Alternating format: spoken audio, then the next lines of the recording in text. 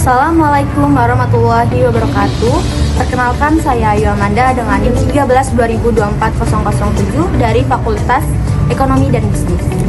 Di sini saya akan membahas tentang organisasi dan kelompok kerja. Let's go!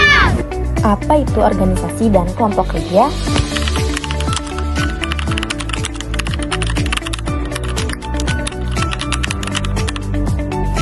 Menurut Stephen P. Robbins, organisasi adalah kesatuan sosial yang secara sadar dikoordinasikan dengan batas-batas yang relatif dapat diidentifikasi, yang bekerja secara terus-menerus untuk mencapai suatu tujuan atau serangkaian tujuan.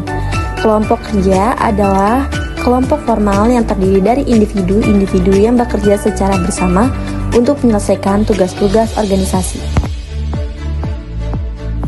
Dan menurut Coons and Donalds, organisasi adalah pengaturan struktural dari hubungan-hubungan kerja di antara individu dengan tujuan untuk mencapai sasaran bersama. Kelompok kerja merupakan sekelompok individu dalam organisasi yang diberikan tugas tertentu dan diharapkan bekerja sama untuk menyelesaikan tugas tersebut secara efektif. Jenis kelompok dalam organisasi dibagi menjadi dua, yaitu kelompok formal dan kelompok informal. Kelompok formal adalah subunit yang sah dari suatu organisasi sebagaimana ditentukan oleh anggaran dasarnya atau keputusan administratif. Kelompok ini menjadi bentuk untuk melakukan kerja nyata guna mendukung kerja organisasi.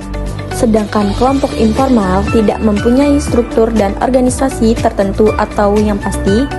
Kelompok informal biasanya terbentuk karena pertemuan yang berulang kali yang didasari oleh kepentingan dan pengalaman yang sama. Selanjutnya, fungsi kelompok dalam organisasi. Yang pertama, fungsi kelompok sebagai pelaksana berbagai tugas yang saling bergantungan. Seperti kelompok memungkinkan pembagian tugas dan tanggung jawab, sehingga setiap anggota dapat fokus pada keahlian masing-masing. Koordinasi dan kerjasama antara anggota menjadi kunci keberhasilan dalam menyelesaikan tugas yang kompleks dan saling berkaitan. Yang kedua, fungsi kelompok sebagai mekanisme pemecah masalah. Seperti dalam kelompok, individu dapat berbagai perspektif, pengetahuan, dan pengalaman untuk mengidentifikasi masalah, menganalisis akar penyebab, dan merumuskan solusi dan efektif. Proses diskusi dan umpan balik antar anggota sangat penting dalam mencapai pemahaman bersama dan menemukan solusi yang tepat. Yang ketiga, ada pembangkit ide dan kreatif, yaitu kelompok dapat menjadi tempat yang subur bagi munculnya ide-ide baru dan solusi kreatif. Melalui brainstorming dan diskusi terbuka, anggota kelompok dapat saling menginspirasi, membangun ide-ide satu sama lain, dan menghasilkan solusi yang inovatif.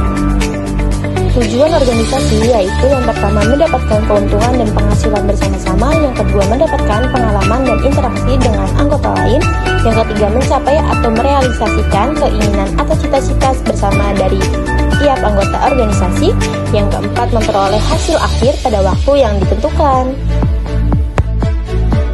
Contoh kasus dalam organisasi, kejadian kompetisi persaingan tidak sehat. Di dalam organisasi pasti ada yang namanya posisi atau jabatan. Semakin tinggi jabatan, maka semakin tinggi tanggung jawab, dan yang pasti semakin tinggi juga honor atau gajinya. Seperti ada istilah, di dunia kerja banyak yang menggunakan jurus kodok, menginjak yang di bawah, sikut yang di samping, jidat yang di atas. Tapi memang hal tersebut sering terjadi pada organisasi. Lalu bagaimana penyelesaiannya? Nah, penyelesaiannya bergantung pada pemimpin tertinggi dalam suatu organisasi tersebut. Bagaimana cara pemimpin tertinggi memberikan pandangan terhadap bawahannya? Biasanya jika para pemimpin menaruh paradigma pada bawahannya, yang bekerja paling baik adalah yang akan dipromosikan dengan jabatan yang lebih tinggi. Maka jurus kodok pun terjadi.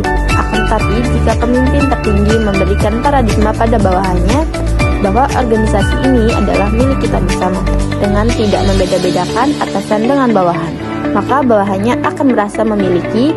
Inilah yang paling penting dalam perusahaan, bahwa semua anggota merasa memiliki, sehingga tidak akan terjadi kompetisi persaingan tidak sehat dalam suatu organisasi, sehingga yang akan tertanam di dalam pikiran bawahan adalah dia merasa seperti memiliki keluarga baru di dalam organisasi tersebut.